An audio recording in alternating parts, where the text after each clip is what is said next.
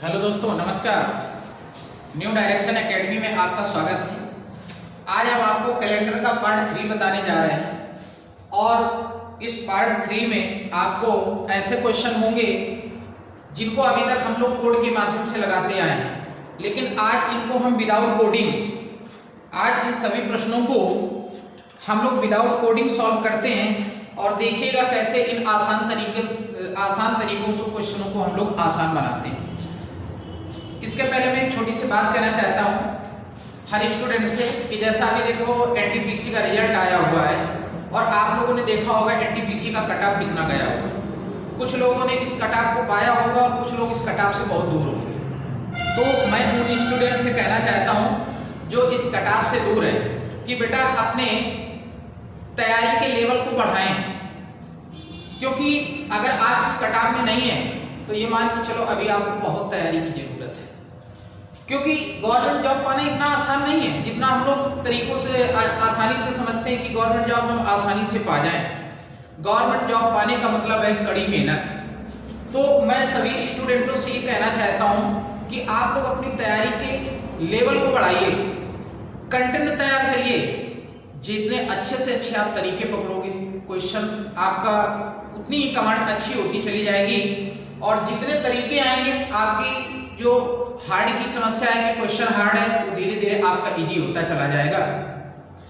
तो इन्हीं सब चीजों को ध्यान रखते हुए हमारी संस्था में आप लोगों को इस तरह से कंटेंट देने का प्रयास किया जाता है ताकि आपको किसी भी परीक्षाओं में कोई भी दिक्कतें ना हो, चाहे आपकी मैथ हो, रीजनिंग हो, हिंदी हो, जीएस हो या XYZ जो भी यहाँ पे पढ़ाया जाता है, सभी के सभी कंटेंट आपको अच्छे से अच्छे मिलेंगे। जैसे आज मैं इस कैलेंडर का तीसरा पार्ट स्टार्ट कर रहा हूँ। जिन लोगों ने कैलेंडर ना देखा हो तो हमारे पार्ट 1 और पार्ट 2 जरूर देखें। तो आज तीसरा पार्ट मैं स्टार्ट कर रहा हूँ और कैलेंडर आप लोगों ने भी पढ़ा होगा। तो कैलेंडर में सबसे बड़ी एक दिक्कत क्या है? दिक्कत कुछ नहीं है। अगर हम लोग जब इनको हल करते हैं तो हल करने में एक समस्या सबसे बड़ी होती है हमारे पास कोडिंग की, कि इनके कोड हमको रटने पड़ते हैं। लेकिन आज हम आपको एक आसानी से विदाउट कोडिंग, बिना किसी कोड के माध्यम से इन सभी प्रश्नों को हल करना हम बताएंगे कि कैसे आसानी से हल किया जाए। अब जो भी आपसे प्रश्न आएंगे इस तरह से आएंगे कि जैसे कि 15 अगस्त 2015 को संडे था, 15 अगस्त 2015 को संडे था, तो 15 अगस्त 2026 को कौन सा दिन होगा? यहाँ पर भी जैसे बात कर रहा है कि 15 अगस्त 2015 को संडे था, तो 26 जनवरी 2015 को कौन सा दिन होगा? तो इस प्रकार के प्रश्नों में 4 प्रकार के प्रश्न बनते हैं बेटा। तो इन 4 प्रकार के प्रश्नों को हमने अलग अलग डाल के डिवाइड कर दिया है। इनके लिए नियम नंबर 1, 2, नियम नंबर 3 और नियम नंबर 4, यानी केस 1, केस 2, केस 3 और केस 4। तो इनको 4 पार्टों में डिवाइड किया है। आइए इनको देखते हैं आसानी से कैसे सॉल्व किया जाए। जैसे केस नंबर 1 में अगर बात करें तो एक क्वेश्चन आपका ऐसा बनेगा कि जैसे कह रहे हैं कि 15 अगस्त 2015 को संडे था, तो 15 अगस्त 2026 को कौन सा दिन होगा? इस केस में अगर देखें तो हमारा जो तारीख और महीना है ये दोनों समान है, लेकिन यहाँ पे वर्ष समान नहीं है। केस नंबर 2 में अगर देखा जाए तो यहाँ पे केवल हमारा वर्ष समान है। केस नंबर 3 में अगर देखा जाए तो यहाँ पे हमारा ना तारीख समान है, ना महीना समान है और ना ही कोई वर्ष समान है। अगर केस नंबर 4 की बात करते हैं तो यहाँ पे देखा जाए तो कंडीशन क्या है कि महीना और वर्ष दोनों ही समान है। तो आइए इन प्रश्नों को हम देखते हैं कि कैसे इनको आसानी से सॉल्व किया जाए। अगर इस प्रकार में अगर क्वेश्चन बनते हैं तो आपके 4 प्रकार के बनते हैं और इन प्रश्नों को आज हम विदाउट कोडिंग हल करने का प्रयास करेंगे। आज से आपका जो कोडिंग का सिस्टम होता है कि हर महीने का, वर्ष का हमको इनको कोड रखना है, तो मैं आज आपसे वादा करता हूं कि आपको कोडिंग का ऐसी कोई समस्या पैदा नहीं होगी कि अब आपको कोडिंग रखनी पड़े। मेरे इस कॉन्सेप्ट से अगर आप लगाएंगे तो इन चारों प्रकार के प्रश्नों में किसी भी प्रकार का अगर कोई भी प्रश्न पूछा जाता है तो आप उसको आसानी से हल कर सकते हैं और मेरी यही उम्मीद है कि मैं आपको जितना अच्छे से इसको समझा सकूं। अगर केस नंबर 4 की बात करता हूं कि केस नंबर अगर मैं 4 की बात करता हूं तो जैसे इसमें कह रहा है कि 15 अगस्त 2015 को संडे था तो 30 अगस्त 2015 को कौन सा दिन होगा। बेटा जैसे मालूम होगा कि शुरुआत में हमने कुछ आपको क्वेश्चन बताए थे, तो उन्हीं क्वेश्चनों में अगर देखा जाए तो ये केस नंबर 4 हम आपको बता चुके हैं। इसमें अगर देखा जाए तो महीना और वर्ष दोनों समान हैं, महीना और वर्ष दोनों समान हैं। तो केवल केस नंबर 4 में कुछ नहीं करना है, कॉन्सेप्ट हम आपको बता चुके हैं, तो देखने में आपको लग रहा होगा कि कॉन्सेप्ट अलग है, बस दोनों का आप अंतर निकालिएगा। जिन्होंने ना देखा हो तो आप पीछे भी हमारे वीडियो पार्ट 1 और पार्ट 2 देखे जाके, शायद पार्ट 1 में हमने ऐसा बताया हुआ है। इन दोनों का अगर अंतर देखा जाए तो 15 और 30 का अंतर जो हुआ बेटा वो 15 हुआ, और हमने कहा इसको 7 से डिवाइड करवा दो।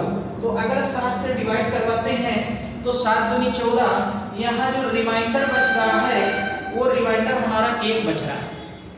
अब हमको ये देखना है कि कैलेंडर में हम आगे जा रहे हैं कि कैलेंडर में पीछे जा रहे हैं। तो अगर 15 अगस्त 2015 की बात करता है फिर इसके बाद 30 अगस्त 2000, तो 15 अगस्त से ये दिन जो पूछा जा रहा है आपका 30 अगस्त का पूछा जा रहा है, उसी महीने का और उसी वर्ष का। तो जब उसी महीने या उसी वर्ष की बात करें तो हम अंतर निकालते हैं, 7 का भाग दिलाते हैं, भाग देने पर जो रिमाइंडर बचता है तो रिमाइंडर ये देखते हैं कि अब हम कैलेंडर में आगे जा रहे हैं कि पीछे।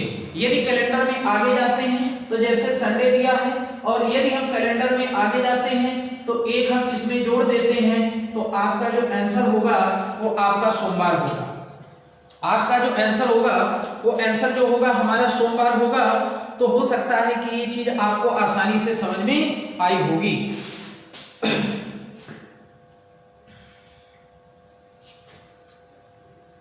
ओके, बात क्लियर हुई बेटा।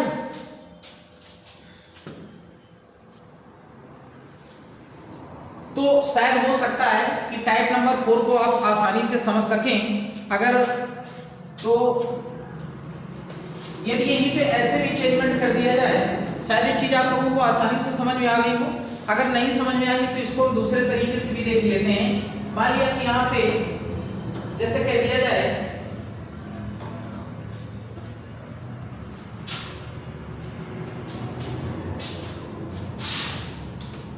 मान लिया जैसे कह दिया, जैसे अगर इसी वर्ष 2022 को हम देख लेते हैं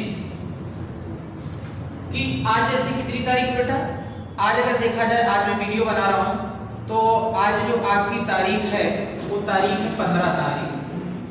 अगर कह दिया जाए कि 15 जनवरी 2022 को 15 जनवरी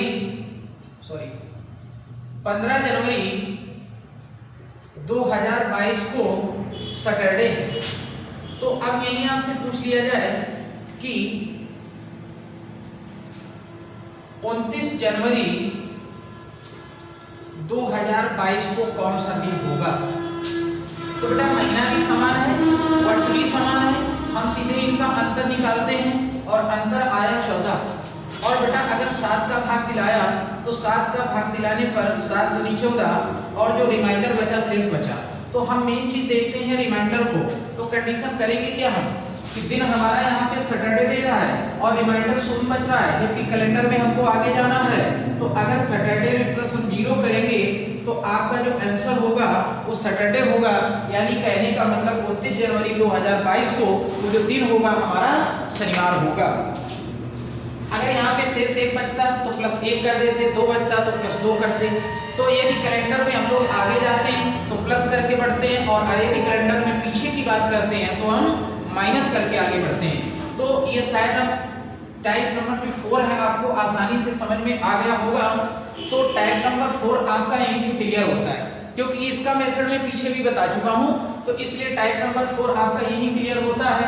आइए हम बात करते हैं टाइप नंबर 1 की। और टाइप नंबर 1 की अगर बात करते हैं तो टाइप नंबर 1 में देखा जाए तो यहाँ पे आपकी तारीख और इसके साथ साथ महीना दोनों आपस में समान है, लेकिन यहाँ पे वर्ष समान नहीं है।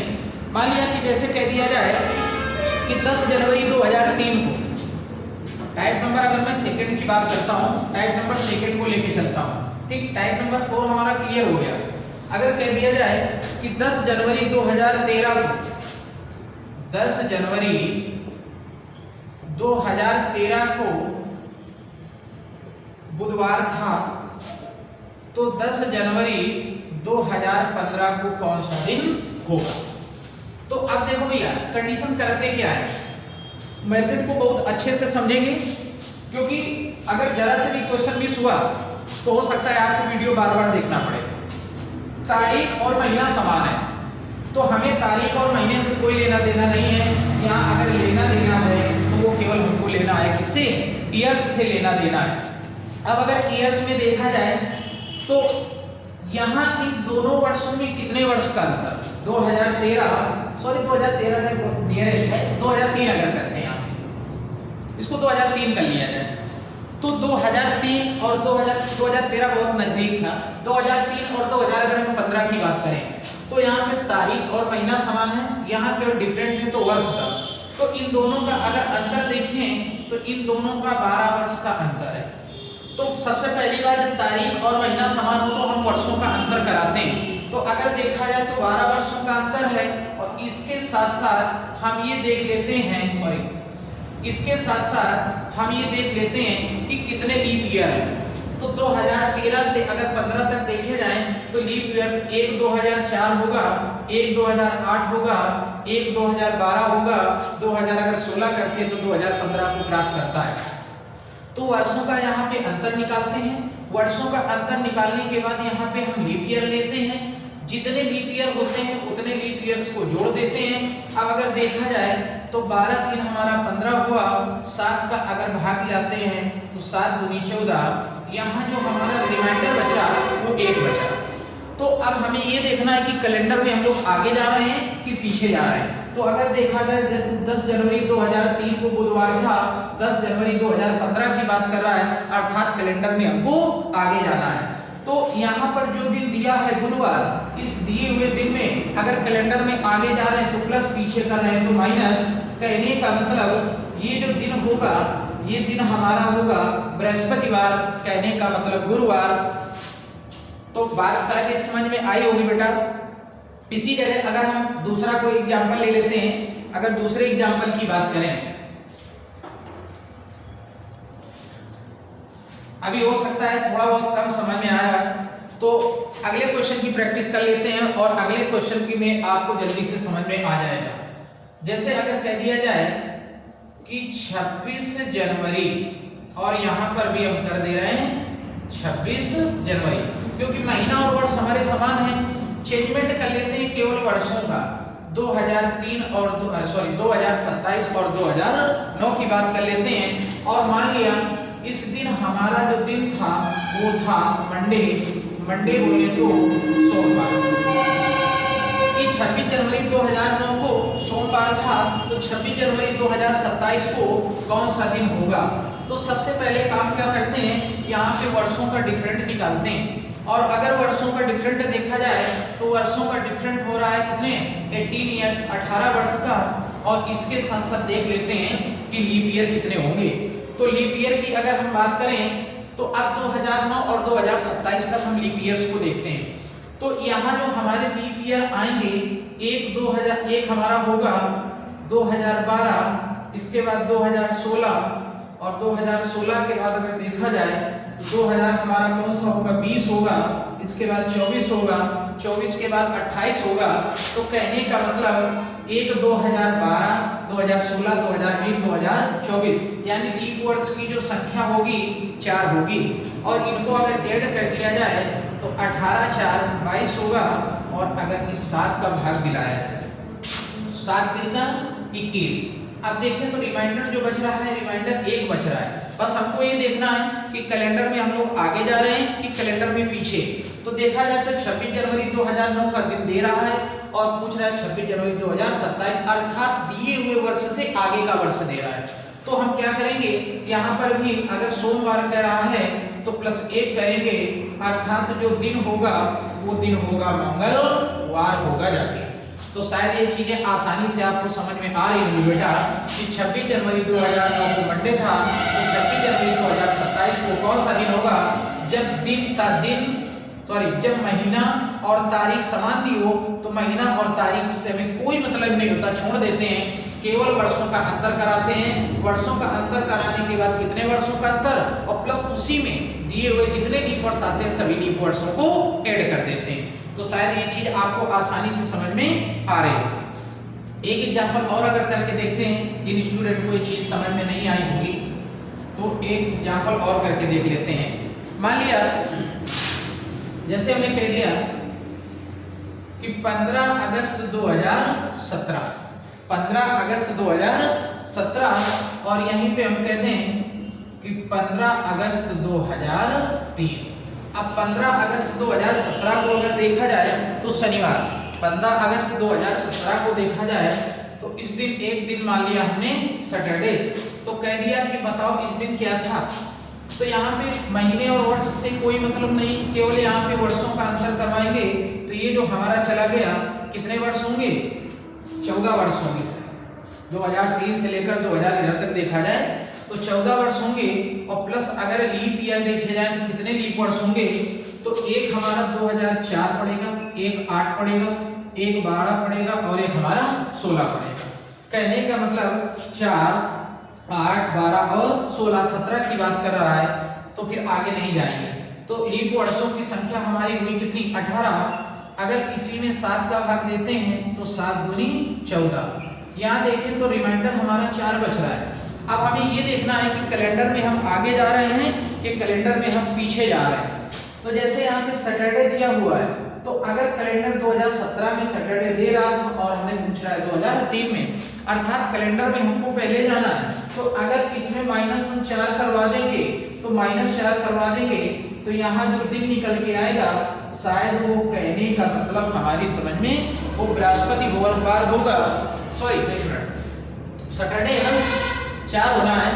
तो 4 अगर यहाँ पे कम करवाते हैं तो संडे शायद मंगलवार निकलेगा। यहाँ पे जो दिन निकल के आएगा वो दिन हमारा कौन सा होगा, मंगलवार होगा। तो शायद ये कॉन्सेप्ट आपको समझ में आ रहे होंगे। जिन स्टूडेंट को नोट्स बनाना चाहते हैं तो अपना नोट्स भी कंप्लीट करते चले साथ में, या घटाने में अगर दिक्कत होती है तो एक चीज ऐसे भी हम कर सकते हैं कि इसका दूसरा तरीका भी हम बता देते हैं कि ये हमारा सैटरडे का दिन दिया हुआ था, हमारा जो दिन दिया हुआ था सैटरडे शनिवार का दिन दिया हुआ था। अब देखो कैलेंडर में हमको पीछे जाना है, बस गौर करना, जस्ट अपोजिट काम करेंगे। अगर कैलेंडर में पीछे जाना है तो आगे बढ़ जाएंगे, कैलेंडर में आगे जा रहे हैं तो पीछे कर देंगे, बस अगले कोई जो हम आपको तरीका बताने जा रहे हैं। तो जैसे हम कोशिश करते हैं कि इस 4 को हम 7 बना लें, 4 को 7 बना लें। तो क्या ऐसा जोड़े कि 7 हो जाए, क्योंकि सप्ताह में 7 दिन होते हैं। अगर इसमें हम 3 जोड़ दें, इस 4 में 3 जोड़ दें तो हमारा 7 बन के तैयार हो गया।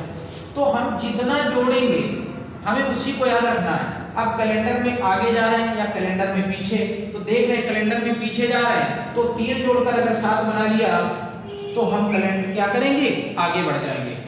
इस मेथड को अगर अप्लाई करते हैं तो अगर पीछे जाते हैं तो जितना जोड़ते हैं तो उतने आगे कर देते हैं दिए हुए दिन में, और अगर इस कैलेंडर में आगे जाते हैं तो जोड़ने पर 7 अगर बनता है, जितना जोड़ने पर तो दिए हुए दिन में उतना ही घटा के हम लोग पीछे चले जाते हैं। तो अगर +3 करेंगे तो प्लस जब 3 करेंगे तो सैटरडे, संडे हो गया, मंडे हो गया और आपका ट्यूसडे हो गया। कहने का मतलब ये जो दिन निकल के आएगा ये आपका होगा मंगलवार। तो शायद ये चीजें आपको अच्छे से समझ में आ रही हैं। नोट्स भी इसका बनाते चलें।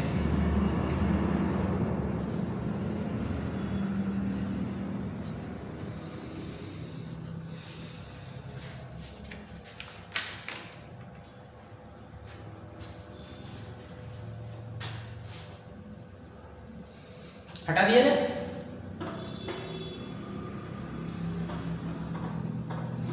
यहीं पे केस नंबर 2 की बात कर लेते हैं।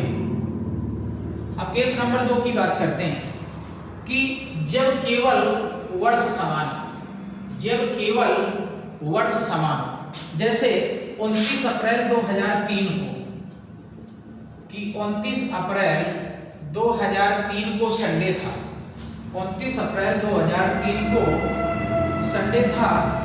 तो यहां पे कुछ दूसरा ले लेते हैं। 30 जनवरी 2003 को कौन सा दिन होगा, 30 जनवरी 2003 को कौन सा दिन होगा। तो अब बात कर रहे हैं केस नंबर 2 की। तो देखो केस नंबर 2 में करते क्या, एक बात समझिएगा पहले बेटा, जो वर्ष दे दे, दोनों में वर्ष समान है, हमें वर्ष से कोई लेना देना है। जैसे यहाँ पे महीना और तारीख समान थी, हमें महीने और तारीख से कोई मतलब नहीं था, केवल जो मतलब था वो हमारा मतलब था केवल ईयर्स से। और यहाँ पर ईयर्स इक्वल है, ईयर समान है, तो हमें मतलब होगा तारीख से और मतलब होगा महीने से। एक चीज इस बात को यहाँ समझ लेते हैं कि जब भी कैलेंडर में हम लोग आगे जाते हैं, जब भी कैलेंडर की बात करेंगे तो अगर महीनों की बात करें तो महीना हमेशा जनवरी से स्टार्ट होता है, जनवरी से दिसंबर तक। जब भी महीनों की बात करें तो हमें इनमें ये देखना है कि पहले महीना कौन सा है। जो भी महीना पहले आ जाए, सपोज दैट यहाँ पे अगर कह देता फरवरी, तो हम फरवरी से अप्रैल तक जाते हैं, लेकिन यहाँ अगर दे रहा है क्या जनवरी, तो दोनों महीने जो भी दे दें, भले इसका दिन दे दे या इसका दे दे, किसी का दे दे, हमें इससे मतलब नहीं है। हमें ये देखना है कि दोनों महीने कौन से दिए हुए हैं कैलेंडर में, क्वेश्चन में, और जो दोनों महीने दिए हों उन दोनों महीनों में पहले उस महीने से शुरू करते हैं कि जो कैलेंडर में पहले आता है। तो अगर इन दोनों महीनों में देखा जाए तो जनवरी पहले आता है, तो हम जनवरी की बात करेंगे, हम फरवरी की बात करेंगे, हम मार्च की बात करेंगे और हम इसके बाद अप्रैल की बात करेंगे। मतलब दोनों महीनों में वो महीना पहले लिख लेते हैं जो कैलेंडर में पहले आता है, और जो दूसरा महीना दिया है हम सीरियल से इस तरह बढ़ते हुए चले जाते हैं। तो जो पहले महीना आए उसमें देखते हैं कि शेष दिन कितने बचे, और जो भी महीने हैं उनमें हम देख लेते हैं ऑड डे, और जो महीना है अगला जो लास्ट वाला है जिसकी तारीख हमको पता हुआ है, तो उसमें हम कर लेते हैं कि दी हुई तारीख कौन सी है। अब अगर जनवरी में देखा जाए तो जनवरी में 30 दिन हमको दे चुका है, जनवरी में 30 दिन हमको दे चुका है, और जनवरी हमारी 31 की होते हैं, तो शेष दिन यहाँ पे एक बचा, और ईयर्स हमारा 2003 है। फरवरी की बात करें तो फरवरी हमारी साधारण वर्ष में 28 दिन की होती है, और इसमें अगर विषम दिनों की संख्या देखी जाए तो 1 होगी, और इसके साथ साथ यदि इसमें देखा जाए मार्च में, तो मार्च हमारा जो होता है कितने का होता है, मार्च हमारा 31 का होता है। तो 7 को 28, 29, 30, 31, इसमें विषम दिनों की संख्या 3 होगी, और इसके बाद दी हुई तारीख, अप्रैल महीने में दी हुई तारीख कौन सी है, 29 है।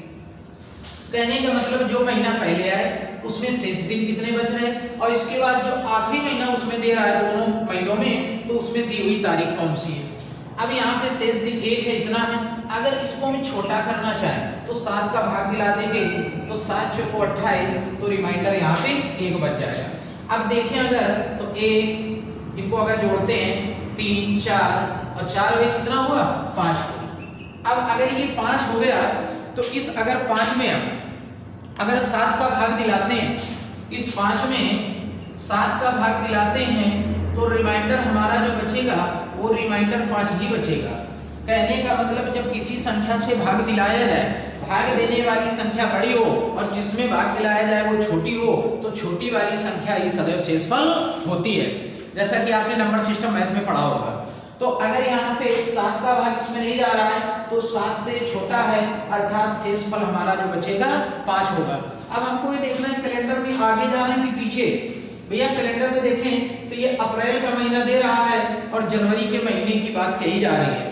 तो जनवरी के महीने की अगर बात कही जा रही है तो दिया हुआ जो इसमें दिन था, वो दिया हुआ दिन कौन सा था भैया, दिया हुआ दिन कौन सा था, संडे था। तो संडे में हम क्या करेंगे, 5 पीछे करेंगे। यदि 5 हमको पीछे करना है तो अब 5 आप पीछे करेंगे तो हो सकता है कैलकुलेशन आपको थोड़ा बड़ा हो जाए कि आपको एक एक चीज काउंट करना पड़ेगा। तो आप यहाँ पे क्या कर सकते हैं, 5 में हम कितना जोड़ें कि 7 बन जाए, तो 5 में 2 जोड़ने पर 7 बनता है। और कैलेंडर में हमको पीछे जाना है तो हम संडे में अब 5 ना घटा के हम इस मेथड से करें कि +2 करा दें। तो हम अगर यहाँ पर देखा जाए तो रविवार के बाद सोमवार और मंगलवार, कहने का मतलब यहाँ जो दिन होगा वो हमारा होगा मंगलवार, यानी कहने का मतलब ट्यूसडे होगा। तो आज के लिए हम कितने ही रखते हैं। हो सकता है आपको ये चीजें आसानी से समझ में आई होंगी। या अगर कहीं भी समझने में प्रॉब्लम हो रही है तो आप हमें कमेंट कर सकते हैं या हमारे नंबर पे आप कॉल भी कर सकते हैं। कॉल करके इस चीज को क्लियर कर सकते हैं कि हमारा जो कॉन्टेक्ट नंबर है 7084202025, आप इस नंबर पे हमें कॉल भी कर सकते हो, हमें व्हाट्सएप करके भी समस्या पूछ सकते हो। आप जिस माध्यम से पूछना चाहें, अगर जिसको कोई भी प्रॉब्लम हो रही है तो आप जिस माध्यम से पूछना चाहें, कॉल के माध्यम से या हमारी संस्था में आके अगर आप पूछना चाहते हैं तो आप बेहिचक आइएगा, आपका स्वागत है। किसी भी प्रकार का कोई भी डाउट है, किसी भी XYZ कोई भी बच्चे को, किसी भी बच्चे को, चाहे आपका मैथ हो या रीजनिंग हो या XYZ कोई भी डाउट है तो आप हमारी संस्था में आके पूछ सकते हैं कि सर ये डाउट है, हमें इसको क्लियर कर दो। वो किसी भी इंस्टीट्यूट या कहीं का भी बच्चा है, हमारा उसके साथ किसी भी तरह का कोई भी किसी तरह का भेदभाव नहीं रखते हैं। आइए, आप आएंगे, हम आपके डाउट को क्लियर करेंगे। अगर कोई भी समस्या हो तो आप अपने दिमाग से हेजिटेशन निकाल देना, मुझे आपको बताने में कोई हेजिटेशन नहीं होगी, बशर्ते आप जब आइए तो आपके अंदर कोई हेजिटेशन ना हो। तो जैसा मैं शुरुआत में भी बात कर रहा था कि NTPC का रिजल्ट आया और NTPC के रिजल्ट में आपने देखा कि कितनी बड़ी समस्या रही। 96 शायद में मुझे सुनने को मिला, मैंने देखा नहीं अभी, मुझे सुनने को मिला है कि 96 में अट गई हुई है। अभी मैंने देखा नहीं है, मैंने सुना है, मैं वो चीज बता रहा हूँ। तो अगर ये 96 गई हुई है तो बेटा जो लोग पढ़ाई में बहुत ही दिक्कतें होती हैं या कॉन्सेप्ट क्लियर नहीं होते या कोई चीज़ें समझ में नहीं आती हैं, तो मैं आप सभी लोगों से ये बात कहना चाहता हूँ कि आप लोग हमारी संस्था आइएगा, आपको यहाँ पे अच्छे से अच्छे कंटेंट दिए जाएंगे। आप इस चीज को दिमाग से निकाल दो कि कोई चीज हमको नहीं आती, हम कैसे हार्ड कैलकुलेशन कैसे करें या इसको कैसे हम सिंपल बताएं, सिंपल करके दिखाएं। तो मैं आपसे वादा करता हूं, विश्वास दिलाता हूं कि आप अगर यहाँ पे आओगे तो आपको बहुत कुछ नया सीखने को मिलेगा। और जो भी आपके इस तरह के डाउट हैं, मैथ, रीजनिंग या XYZ कोई भी, वो सारे के सारे डाउट आपके क्लियर किए जाएंगे। Thank you.